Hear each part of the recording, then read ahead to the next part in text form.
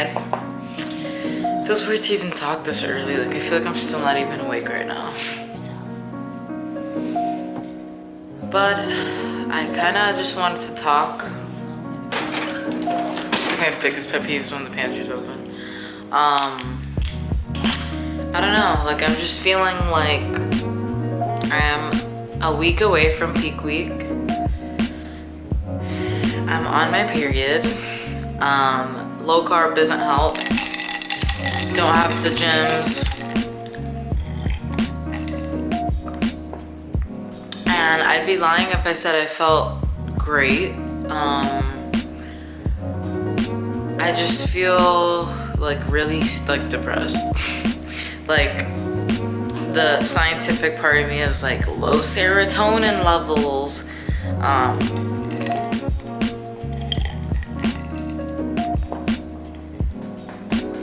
Period, like I just feel really like meh, like a big dark cloud is like over me right now, and it's like not helping my progress, I guess you could say. Like last night I literally stood in this kitchen like this, staring at like what I could get away with, you know, snacking on, and it was like it just felt so like out of my control, even though it is ultimately in my control, which I didn't give in, by the way. But it was just really like kind of frustrating that like some days I can be so like in control and like yeah, and then other days it's like I'm on the verge of eating a bowl of Cinnamon Toast Crunch, and it's like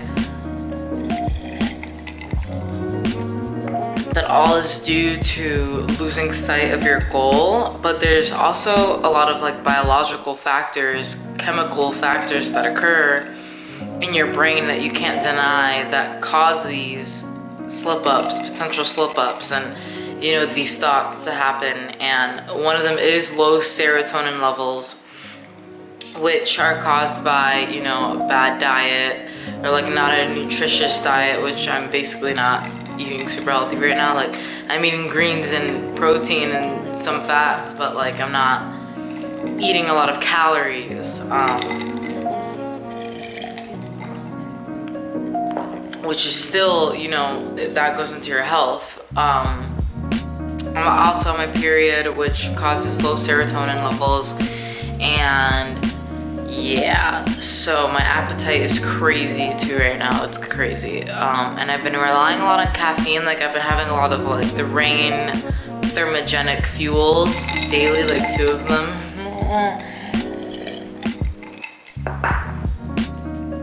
So I know that's not helping, but yeah, I just feel like really like monotone, melancholy, and like very like low serotonin levels can cause feelings of depression, anxiety, negative thoughts. So like this morning I was just laying in bed like thinking I'm not good enough, I'm not built for this, you know, in terms of like appetite. Like I just feel like, I don't know, like I feel like it's really easy to be like in bodybuilding, like go, go, go, go, go, until it's to that level of like when your appetite is going crazy. It's just like so hard because you're fighting your brain. Like your brain is literally doing everything it can, not even like hunger wise, like just your brain is literally like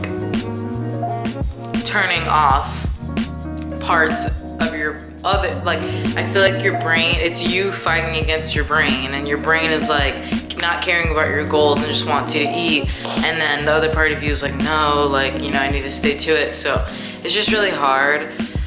But the good news is, if you understand these biological factors that occur, low serotonin levels, your period, you know, these are all environmental things, then you can push through. Now, if you allow your emotions to take over, that's when it gets worse. It does not make you feel better because you get filled with guilt, regret, and it does not make anything else better. It makes it worse, always. So I just always I pray, and I'm just like, God, just guide me. And I just remember delayed gratification, that, you know, I will be able to eat cookies and all that again, which also makes me focus like, all right, it's not even that I want like more food, like rice and things. Like I want bad food, and that is an emotional thing. So you have to know the difference between like wanting food in general and just wanting to like be bad or be off your plan, which shows like signs of being burnt out a little bit. So thankfully I only have like 2 weeks left, one of them being peak week, which should be fun. Because we have to test out like what we're gonna do. And then we're gonna start reversing, so I just need to suck it up, do what I need to do, get through this. You will get through this too. We are in this together. I'm not perfect. We are not machines. We are people. And we choose to do this sport, and it's very hard, but it does reveal to you who you are and ways to change and be better. So get through it.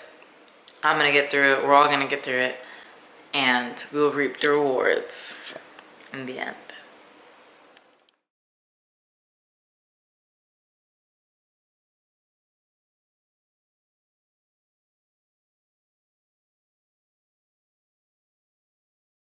I'm in. Like I'm in pain right now, like right here it burns, you know, holding water. I'm up 2 pounds in weight, like almost 3 pounds in weight, and I've been following my diet, so it's definitely that. So what I have here is just some warm lemon water with a shot of apple cider vinegar. I don't know if it like works. All I know is that it makes me feel a little better on an empty stomach. I'm not gonna take my supplements today because I'm on an empty stomach, about to drink this warm lemon water, and last time I did that I threw them up, so they're going over there. But what I am gonna be making sure that I take is my probiotics, and I just ordered some more digestive enzymes because I did run out. And digestive enzymes basically just help to break down food in your stomach. And what's it called? What was I gonna say? But I'm gonna try to keep it pretty clean today. It's my high carb day too, so shouldn't really be too hard. And I'm gonna just show you guys how I'm going. So yeah.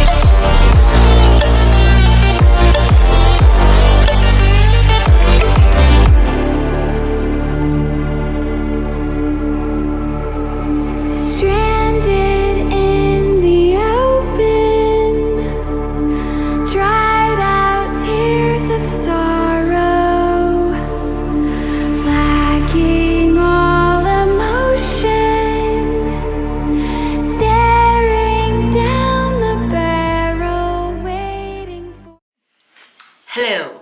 So I am coming on here because I finally was able to calm my gut down.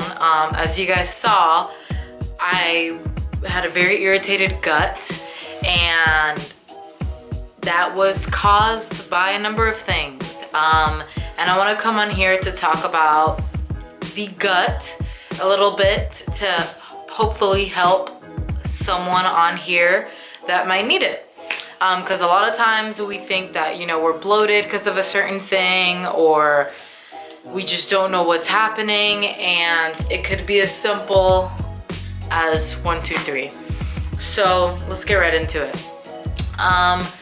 Last Friday I had gotten my period, and last Thursday, and then Friday my appetite was insane and I was not going to cheat on my diet. So what did I do? I shoved my body with sugar-free things because I still get to taste the sugar free of calories, but it ruined my gut. And there's actually studies that show that sucralose, a lot of it does change the gut bacteria in a negative way, but that's a whole nother thing. So I'm just gonna talk about what I went through, and then I'm gonna go into like what the gut is, what it's compiled of, how to make sure you have a healthy gut, and what happens if you don't have a healthy gut, how to see if you have a healthy gut or not, and steps to take, etc. So I have a sensitive stomach in the first place. I have mild IBS. I used to have it really bad before, but now it's not so bad, and I think that's because I stopped doing like if it fits your macros diet approach, where it was just like too much variables. And yeah, so keeping my diet very whole foods, clean, potatoes, rice, veggies, peppers, not onions, chicken, you know, those are the foods that work well with me, and they work well with my lifestyle, so I've been sticking to them. And I feel like my IBS, you know, I have foods that I react to, and I know that, and I stay away from them.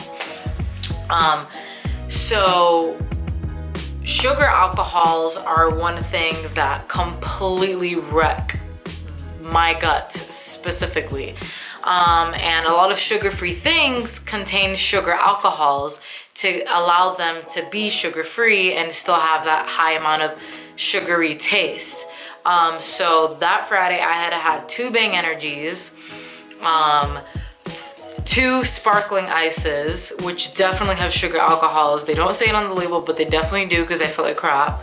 I had a bunch of gum, and a lot of BCAAs. That is like too much in one day, and it was all within like a 6-hour period. So yeah. And also that didn't make my cravings better. It just held me out through the day to constantly feed that craving, but it did make my cravings worse because you're like tricking your brain. So the next day I wasn't that bloated, so I didn't really think much of it. Fast forward to Sunday, it's my low carb day, and my last 3 meals are chicken and greens. So I wanted a lot of volume, so I put like a bunch of romaine lettuce, and my body's usually fine with romaine lettuce, but my gut just like flared up. And we came to the conclusion that the hearts of the romaine, because I can't have cruciferous vegetables, which are vegetables that come from cabbage, and I don't know if romaine lettuce comes from cabbage, but I know that the hearts were definitely something that I kind of had like a gut feeling that I would have a hard time digesting.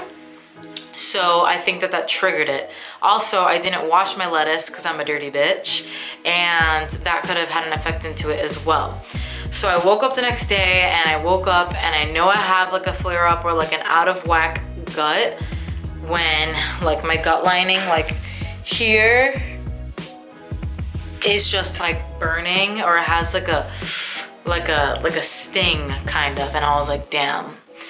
Then throughout the day, I started to hold more water, was more bloated, feel super uncomfortable, I had brain fogginess, and I was like, damn, like, what did I eat? You know, you start to like pick apart, like, it could be this, it could be that, like, what was it? I only changed this. I was like, okay, it was the romaine. Yeah, so I told my coach, I was up like 3-4 pounds from this gut reaction, and I really completely just disregarded the sugar-free psycho day because I didn't wake up super bloated the next day. But these things can take time to take into effect, or they can be triggered. So that's what happened to me.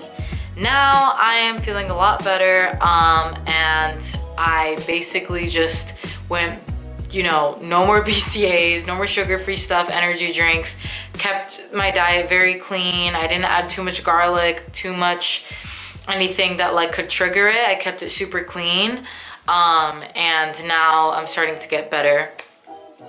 Yeah, so there's that. So now I want to talk about a little bit, just let's get right into what is the gut microbiome. So the gut microbiome is a part of your body in your stomach, in your gut, that is filled with bacteria, living organisms, right? And these are called probiotics and prebiotics. So probiotics are the bacteria that live in your gut, that keep your gut healthy, you know, and not out of whack. Now, in order to keep the probiotics living and healthy in your gut, there needs to be a good balance of probiotics and prebiotics.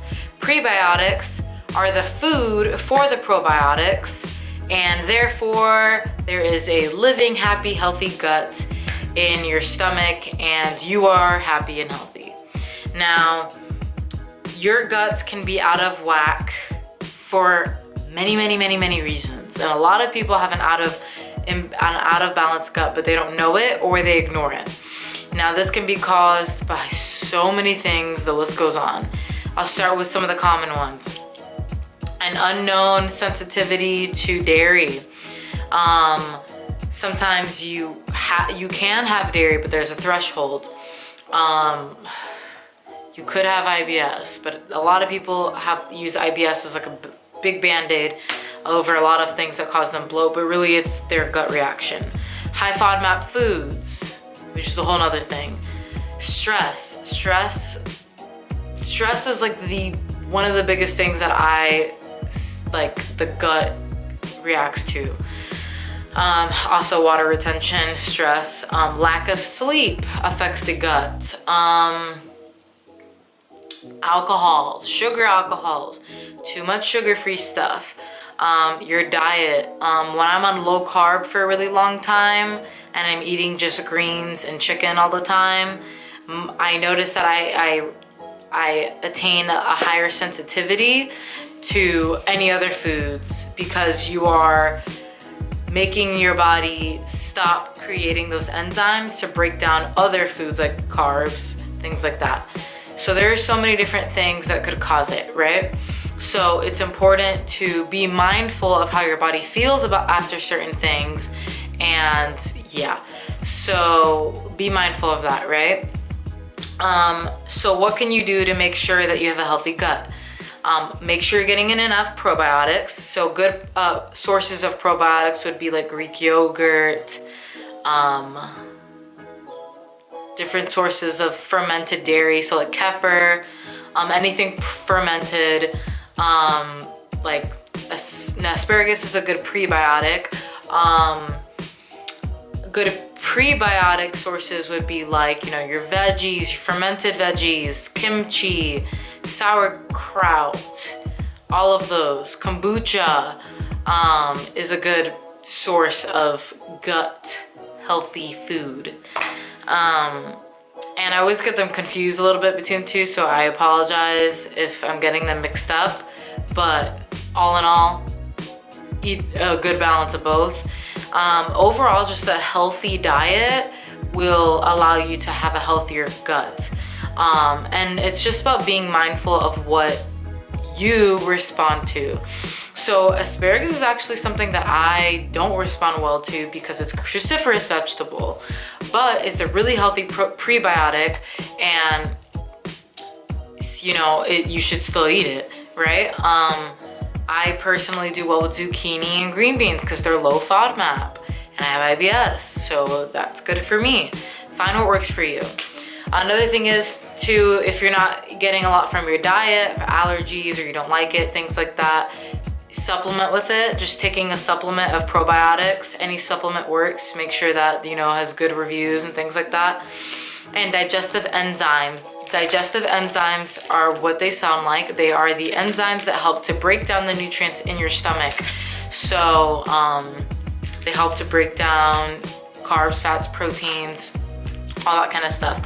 So I do take enzymes. They are a key part of my diet. These are from Smarter Nutrition. I just got them off Amazon with this whole quarantine. I am currently living in BFE with my boyfriend, and there's only a Publix, and the Publix does not have the best selection.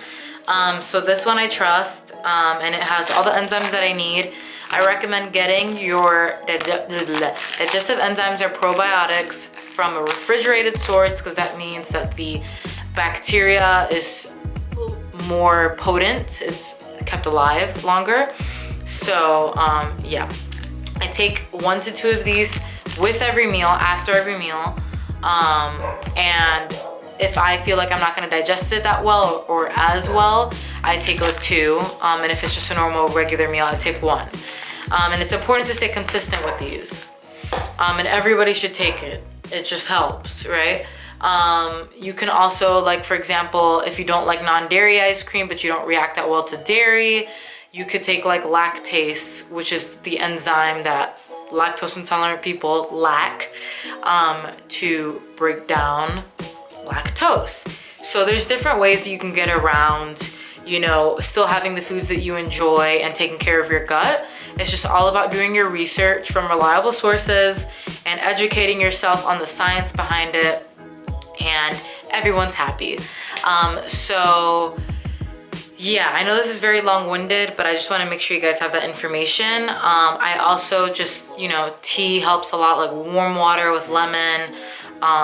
You know, a lot of people say apple cider vinegar.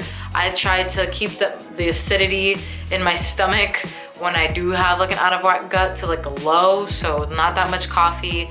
I don't go crazy with lemon and apple cider vinegar because that backlashes on me.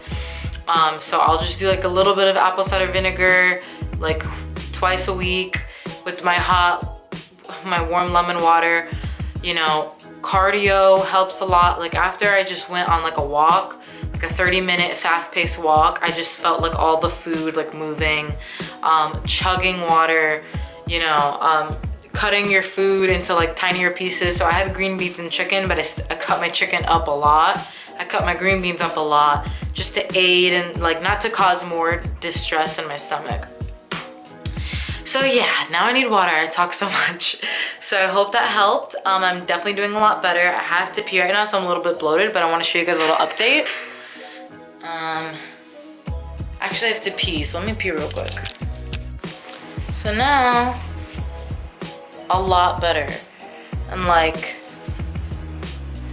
I'm still holding some water because my abs aren't as visible, and like here and stuff, I'm still holding a little bit of water. But overall, I feel so much better, and I'm never doing that again. So that's where I'm at. And it's almost peak week, y'all. It's almost peak week.